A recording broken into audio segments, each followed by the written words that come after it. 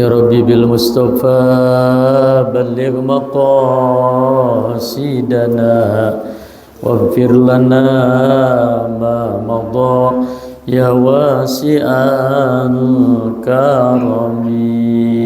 Ya Rabbi bil Mustafa balligh maqasidana waghfir lana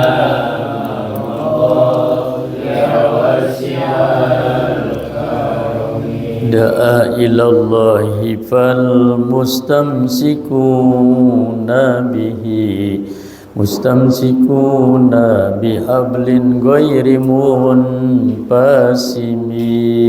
Ya Rabbi bil Mustafa balligh maqasidana waghfir lana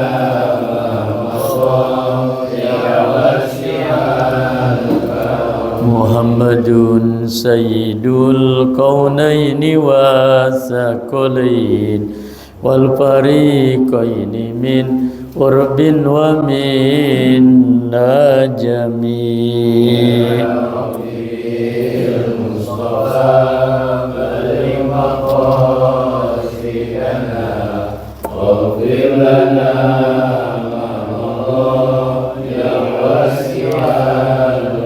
wal habibul ladzi turja syafaatuhu likulli hauli minal akhwali muqtahimi. Ya Rabbi Mustafa balligh sidana waghfir lana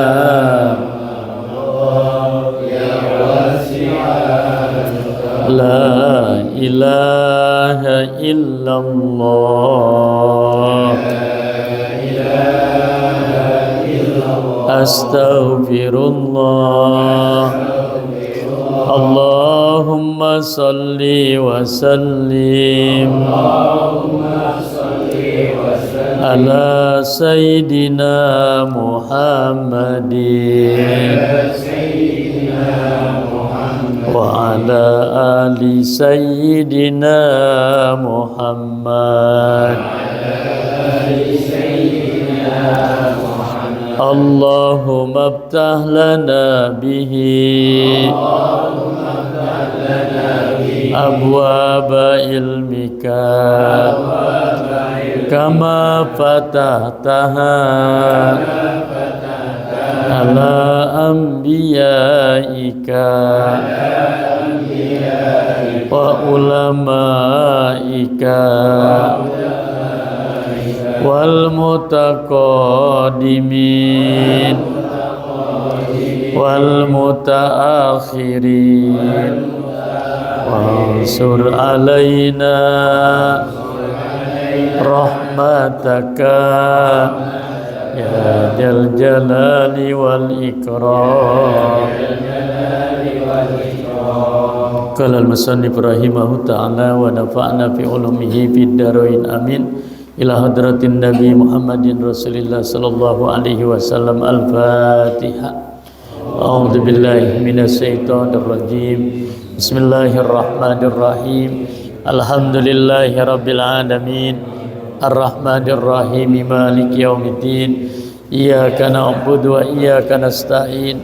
Ihdinas siratal mustaqim. Siratal ladzina an'amta 'alaihim ghairil maghdubi 'alaihim waladdallin. Kita baca Fatihah lagi, minta kepada Allah, Allah beri kita sehat panjang umur, Allah beri kita rezeki yang halal, yang banyak, yang barakah. Allah jadikan perkumpulan kita ini perkumpulan yang membawa berkah dunia dan akhirat. Dan pulang dari sini semua urusan-urusan kita diberesin oleh Allah Subhanahu wa taala. Apabila ada orang niat jahat kepada kita, dibalikin oleh Allah menjadi nikmat buat kita sekalian. Hadratin Nabi. Al-Fatiha. A'udzu billahi minasyaitonir rajim. Bismillahirrahmanirrahim. Alhamdulillahi rabbil alamin. Ar-Rahmanir Rahim. Maliki yaumiddin. Iyyaka na'budu wa iyyaka nasta'in. Ihdinas siratal mustaqim. Siratal ladzina an'amta 'alaihim ghairil maghdubi alaihim waladdallin. Amin. Rabbighfir lana wa liwalidayna. Amin. Diikutin lagi. Bismillahirrahmanirrahim. Bismillahirrahmanirrahim. Raditu billahi rabban wa bil islami dinan wa bi Muhammadin nabiyya wa rasulah wa bil Qur'ani imama wa bil Ka'bati qiblata wa bil mu'minina ikhwana wa tabarakna min kulli dinin yukhalifu dinal Islam. Rabbi israh li sadri wa yassir li amri wahlul 'uqdatam min lisani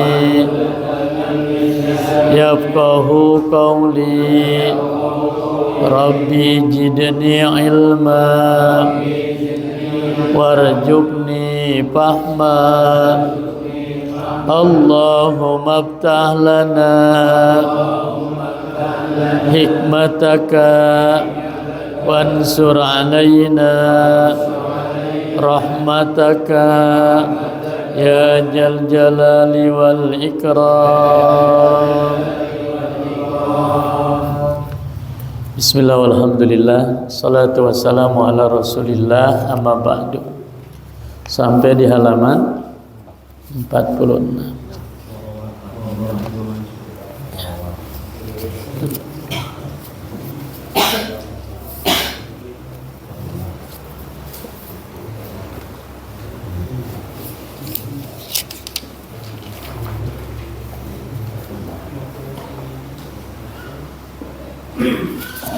Jamaah sekalian, masih melanjutkan pada maqalah yang ke-27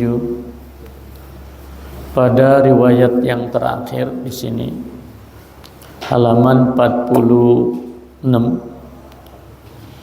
Wa rawa Ibnu Majah, dan meriwayatkan Ibnu Majah, annahu, bahwasanya Nabi sallallahu alaihi wasallam qala, bersabda ia, man kanat niyatuhul akhirata jama'allahu samlahu wa ja'ala dinahu fi qalbihi wa atathu dunya ragimatan wa man kanat niyatuhu dunya faraqallahu alaihi amrahu wa ja'ala faqrahu baina ainihi wa lam ya'tihi minad dunya illa ma kutiba lahu. Wa ruwiya Ibnu Majah, dan meriwayatkan Ibnu Majah, yang bahwasanya Nabi sallallahu alaihi wasallam bersabda, ya man kanat, barang siapa yang ada niyatuhul akhirata, niatnya ialah untuk kehidupan akhirat, jama'allahu samlahu, maka tentu Allah mengumpulkannya daripada dia itu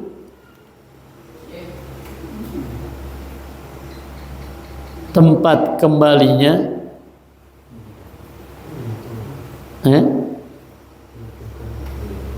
mengumpulkannya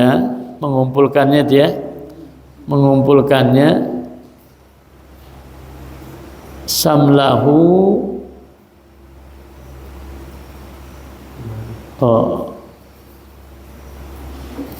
apa itu, ke ini ya,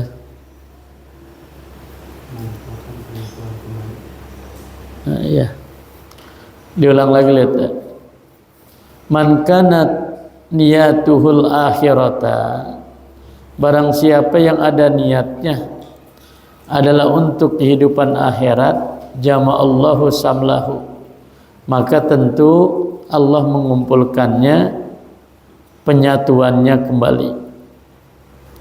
Wa ja'ala ginahu, dan menjadikannya ginahu, kekayaannya, fi qalbihi, di dalam hatinya.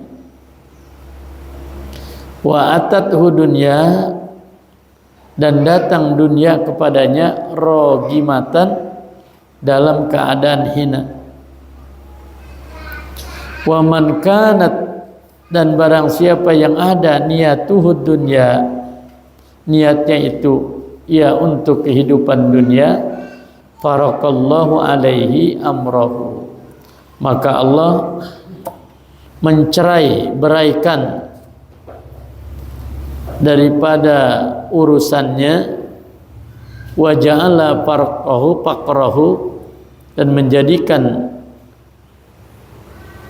kepakirannya, baina ainihi, di antara dua matanya, walam ya'tihi, dan tidak akan datang kepadanya, minad dunya, dari harta dunia, illa ma kutiba lahu, kecuali yang telah dituliskan baginya. Begini, ketika kita mencari urusan akhirat, dalam niat urusan akhirat, tuh Allah kumpulin tuh. Kumpulin bukan hanya yang didapatkan urusan dunia doang, urusan akhirat doang, tapi dunia juga ke bawah. Sama ketika orang itu menanam padi, maka rumput akan tumbuh.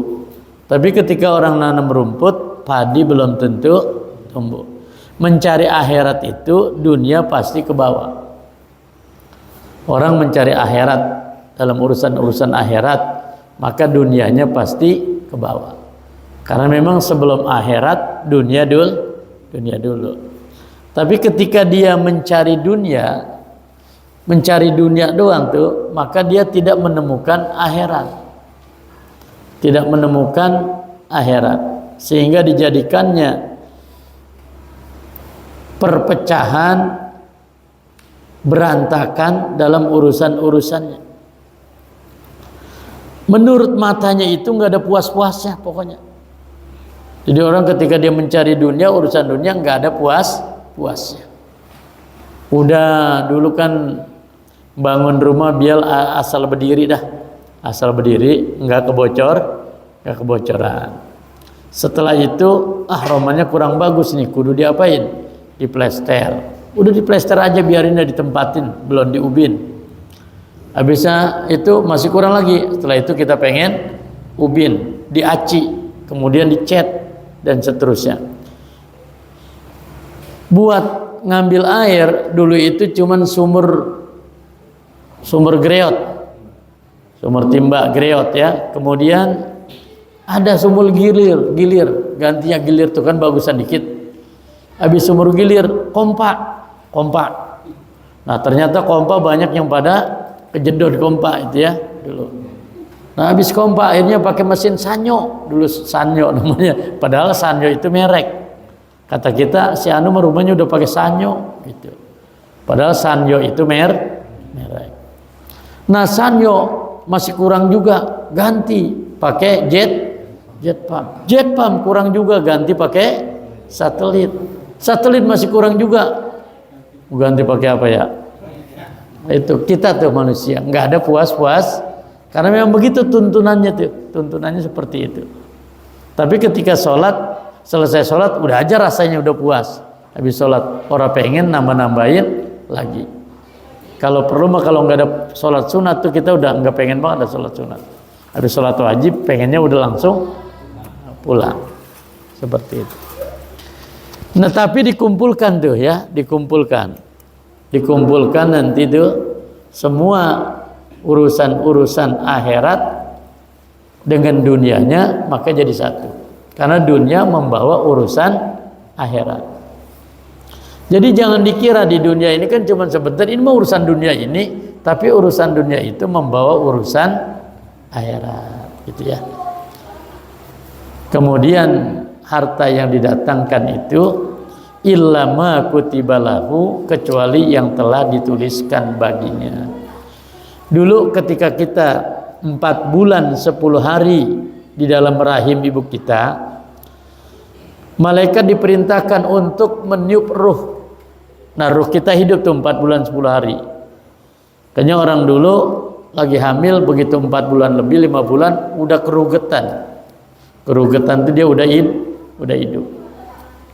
Ketika itu juga ditentuin tuh 4. Pertama ajal, rezeki, jodoh, nasib. Ditentuin, ditulis sudah. Nah, rezeki, jodoh ini ditulis sudah. Kita jodohnya sama siapa, rezekinya sebesar apa, itu udah tertulis semua. Walaupun kita dengan adanya ikhtiar. Nah, ikhtiar itu permohonan dengan tambahan Allah nanti. Kan ada orang emang semua rezeki udah ditulis, nggak usah nyari juga, ntar dapat dewek. Lah, dapat dari mana? Katanya udah ditulis tadi. Bener, rezekinya udah ditulis gitu. Banyak dikitnya tergantung usaha. Jadi orang semuanya punya rezeki. Makanya kalau orang dulu mah banyak anak, banyak rezeki. Ya, emang betul. Sekarang juga begitu. Orang punya anak 2 sama punya anak 5 dibandingkan Lebaran, itu lebih kaya yang punya anak 5. Lah, dia mah bisa makai sampai 5 orang. Lah, dia mah cuma 2 beliin baju. Kalau dia sampai 5, berarti banyakan mana tuh? Banyakan yang 5 rezekinya. Apalagi kalau dia ajak ke rumah nyainya 5-5-nya. Lebaran dibagiin semua 5-5-nya tuh. 100 500. Lah, dia mah cuma berdua doang dapat 100 cuma 2. Nah, makan pun begitu. Dia ikut rawahan, anaknya 5 dia bawa semua, suruh baris duduk. Misalnya. Udah gede-gede rezekinya makin nambah. Kemana aja kalau orang anaknya banyak, pasti rezekinya lebih gede. Ya, banyakin anak. Berapa anak? Berapa, Ji? Cuma 4. Chill. Anak tuh paling enggak 11. Ya. Orang dulu tuh rezekinya tambah banyak. Jadi tambah banyak rezekinya. Benar, orang dulu banyak anak, banyak rezeki. Yang lebih hebat lagi, ntar orang tua udah tua, anaknya banyak, pada nolongin tuh semua. Kalau emang dia pada bisa nolongin. Kan kalau kita mau orang Betawi bukan nolongin, anaknya banyak malah pada ngerayutin orang tua. Ya. Jadi rezeki udah ditulis tuh kita. Rezeki kita udah ada masing-masing. Jodoh pun begitu, kita kan nggak tahu. Nah, dulu sejak zaman ajali disebutnya begitu. Di dunia namanya qadarnya Allah, takdirnya Allah. Ini di dunia sejak zaman ajali, setelah zaman ajali namanya qadar. Qadar itu setelah zaman ajali. Nasib kita juga kita sama-sama nggak ada yang tahu. Contoh si lurah, emang dia dulu cita-cita lagi kecilnya jadi lurah. Cuma cita-citanya jadi camat bukan lurah. Nah, kan begitu. Nah, terus nggak ada tuh orang begitu. Tapi ditakdirin sama Allah. Kita juga begini. Kayak saya, emang ada cita-cita dulu bisa sampai di tempat ini? Kan nggak ada. Nah, ternyata udah tertulis dulunya tuh qadarnya Allah. Kayak bapak-bapak di sini ada Pak Haji yang dari Padang misalnya itu. Lebih bisa ada di sini, mengapain lagi di sini? Mendingan juga di sono Legaan. Atau yang dari Jawa, misalnya dari Wetan. Mengapain beli rumah di sini? Lo di sono juga tempat lega-lega banget. Itu udah ditulis sama Allah tuh begitu. Termasuk nanti ajalnya kita, matinya kita di mana? Kapan, umur berapa kita nggak tahu, udah ditulis. Itu udah pasti. Cuman kapan dan di mananya kita nggak tahu. Sama rezeki juga tadi. Rezeki semua udah ditentuin, dibagi rezeki sama Allah. Lantas banyak sedikitnya tergantung usaha, ikhtiar dia. Ada juga orang, Pak Ustadz, udah ikhtiar kemana baik, lah dapatnya segitu-gitu juga. Nah nanti lari kepada nasib. Kenapa bisa begitu? Itu artinya keadilan Allah.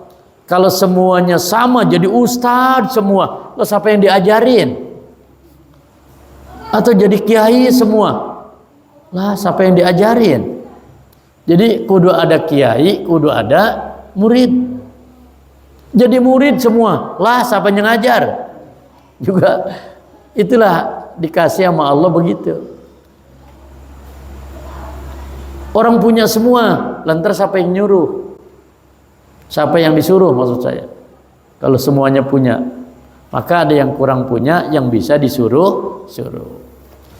Minta tolong dong, lo dandanin genteng gitu. Lo dia mau orang kaya, orang mau naik ke atas. Orang kaya duitnya banyak, gentengnya bocor, pasti nyuruh orang lain. Kayak kita, biarin saya mah disuruh juga, yang penting dapat upah.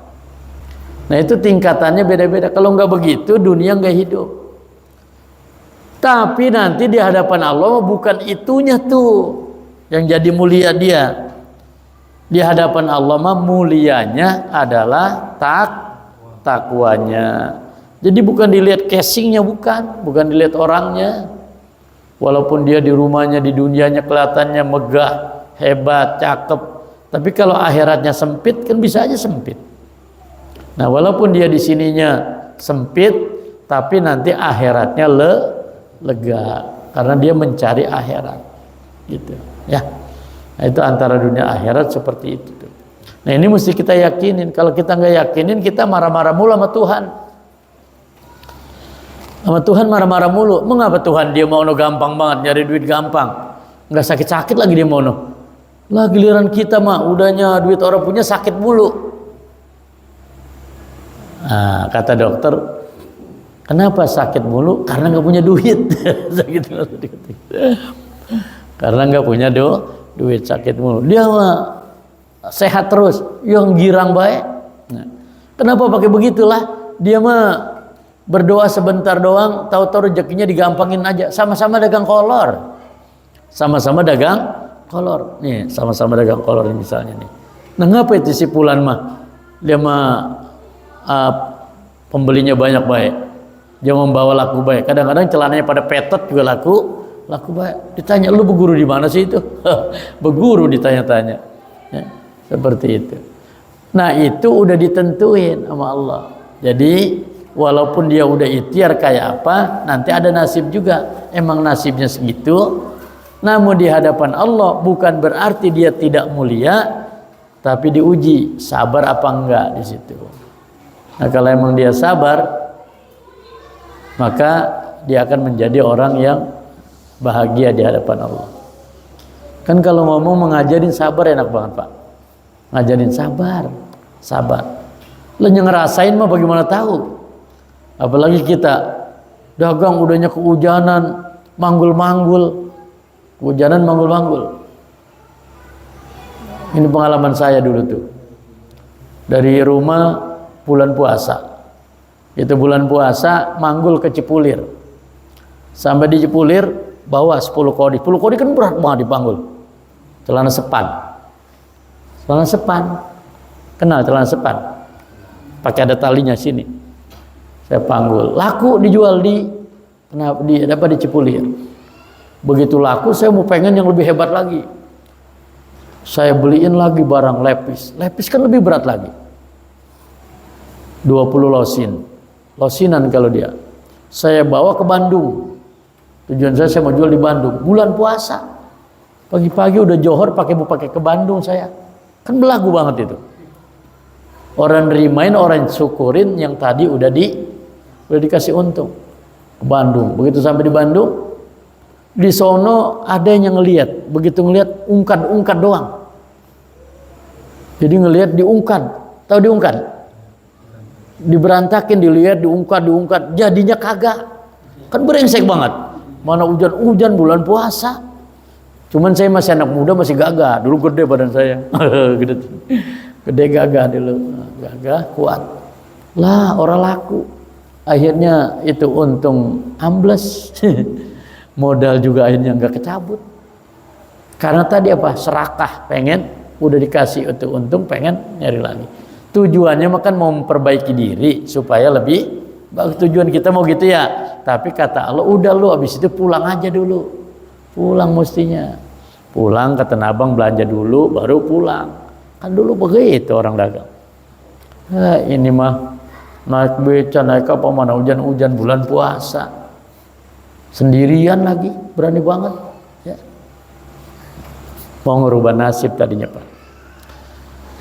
Jadi pengalaman-pengalaman begitu, anak-anak kita juga kita kasih tahu. Jangan mau enak doang. Kan anak kita mau pengen enak doang.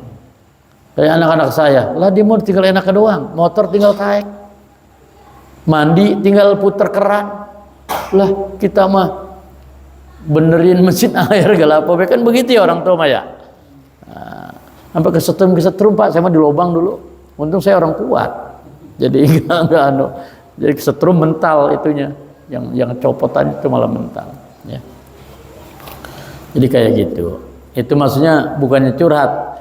Orang-orang itu dia bisa berhasil, bisa sukses diawali dengan suka duka dulu. Jadi nggak langsung senang, nggak langsung hebat, sama juga. Kan saya sering nanya dulu almarhum Kiai Amin Sarbini itu. Lah itu muda enak udah jadi kiai makan. Lah sebelum jadi kiainya belajarnya bagaimana dia? Luar biasa ujiannya. Kiai Safi Hadzami juga begitu. Begitu kita tanya ya, luar biasa. Jainuddin MZ juga sama, sampai putus sekolah dan seterusnya. Nah, susah-susah dulu. Lah anak kita mau pengen enak baik dia mudah. Karena kita ngomongnya jangan sampai anak kita pada susah, kan gitu ya ngomongnya. Biarin saya mah capek juga, jangan sampai anak mah pada susah ngalamin kayak gini. Nah, begitu tuh kita. Jadi Bapak sekalian, yang paling bagus mencari akhirat dibarengin dengan mencari dunia. Yang paling bagus. Artinya seimbang.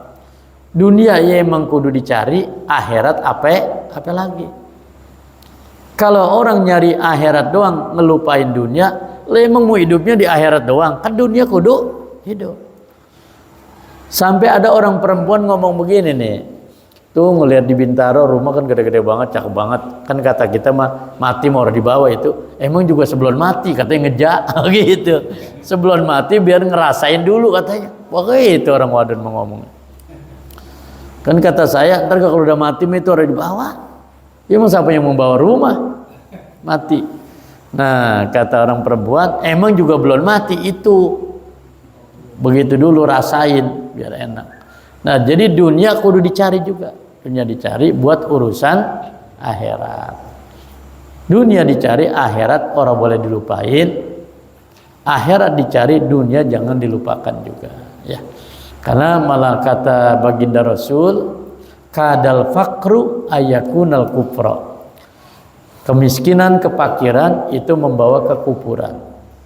Kalau kita semuanya ini miskin, semuanya miskin, maka kita tidak bisa membangun musola, tidak bisa korban, tidak bisa yang lain. Kalau kita semua miskin, maka disuruh al-qawiyyu harus kuat.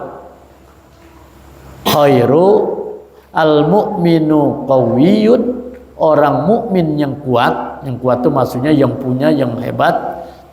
Khairun, dia lebih baik minal mu'minid dhaif, daripada orang mukmin yang lemah. Itu ya.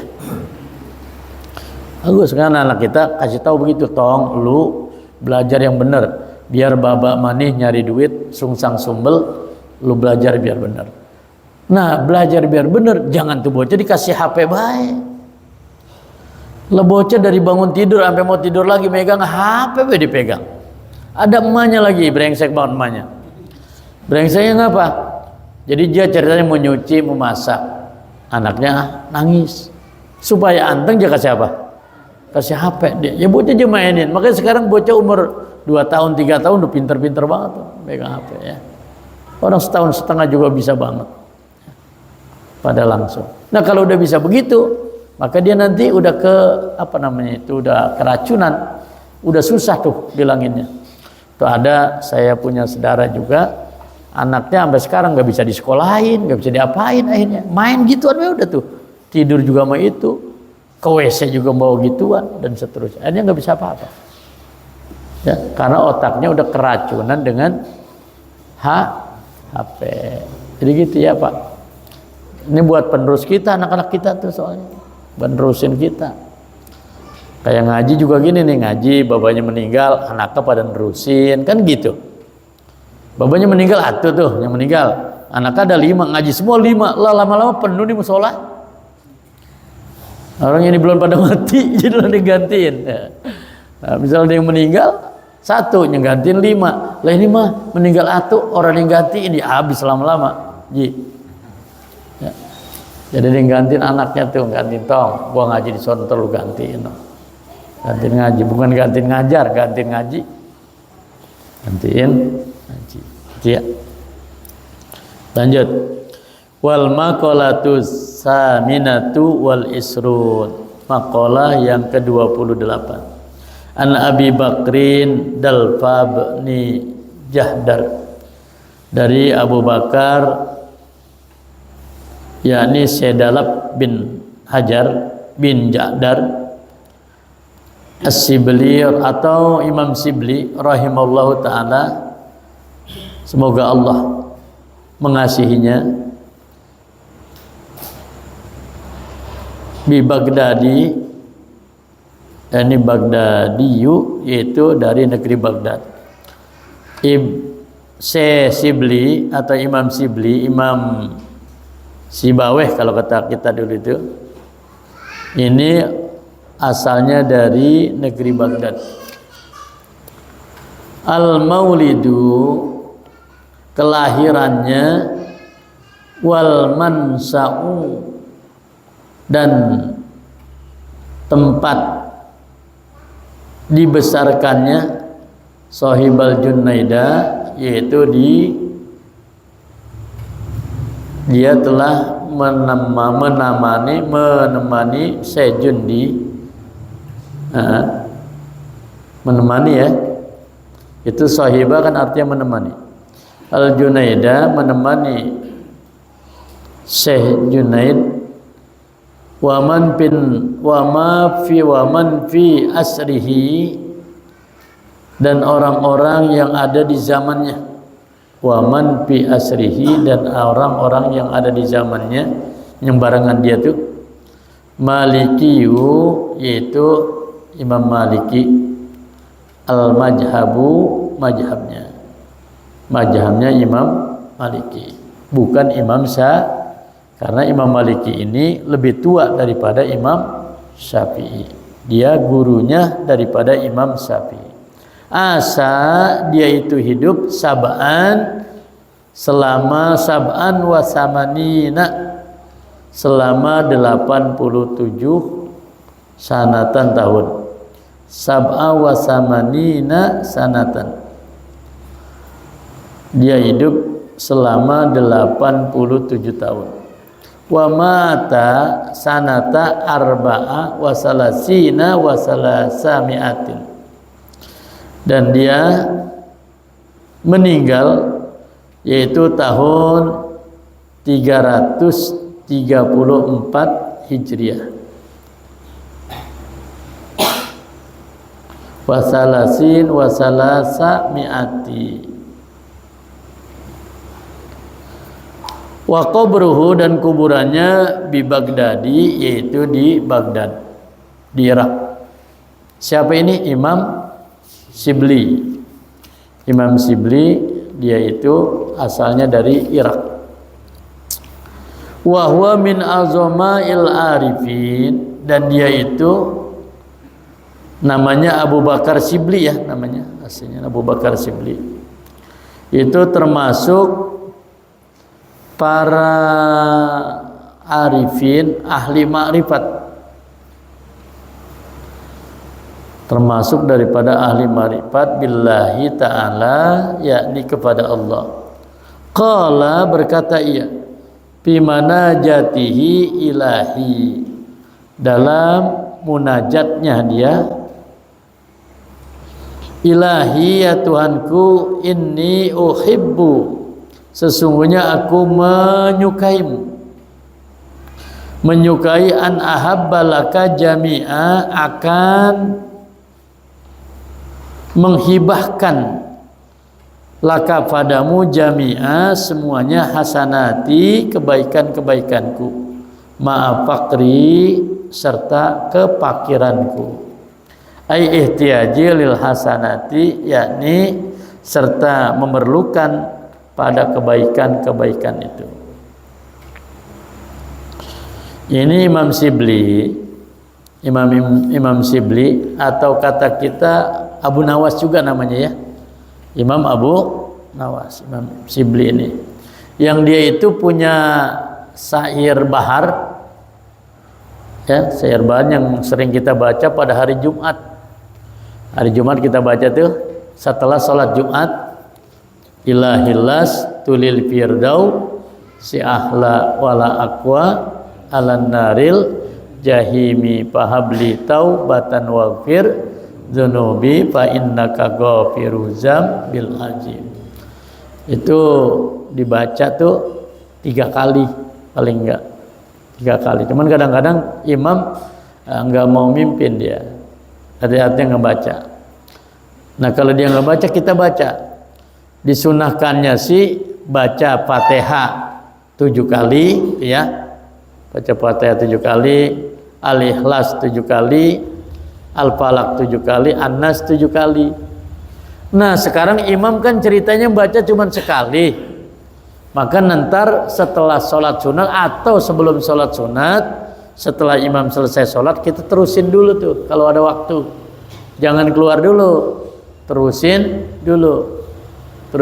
Tadi Fatihah baru 1 dibaca, tambahin lagi 6. Al-Ikhlas kulhu dibaca baru atau belum, maka kita baca 7 terus gitu. Kalau kita ada waktu makmum tuh begitu, jadi jangan bubar dulu, baca.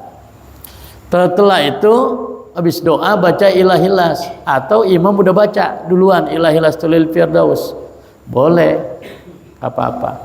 Nah itu dibaca 3 kali gitu ya. Oh ini ada di sebelahnya tuh, ada di sebelahnya. Wadoki, dan kelemahanku, wadoki bukan kop itu ya, fa ya, wadofi, doib, wadofi, dan kelemahanku, ay ajji an iktsaril ibadati, yakni kelemahanku dari memperbanyak ibadah-ibadah.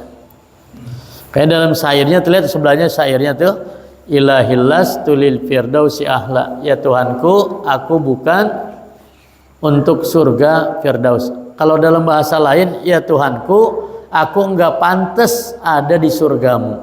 Wala aqwa alan naril jahimi, dan aku juga enggak kuat berada di nerakamu. Gitu yang enak artinya. Fahabli taubatan waghfir junubi, maka berikanlah padaku taubat atau terimalah taubatku, waghfir dunubi, dan ampunilah daripada dosa-dosaku. Fa innaka, karena sesungguhnya engkau ghafiruz dzambi, adalah yang maha mengampuni dosa-dosa, al-azim, yang besar, dosa yang banyak, yang besar.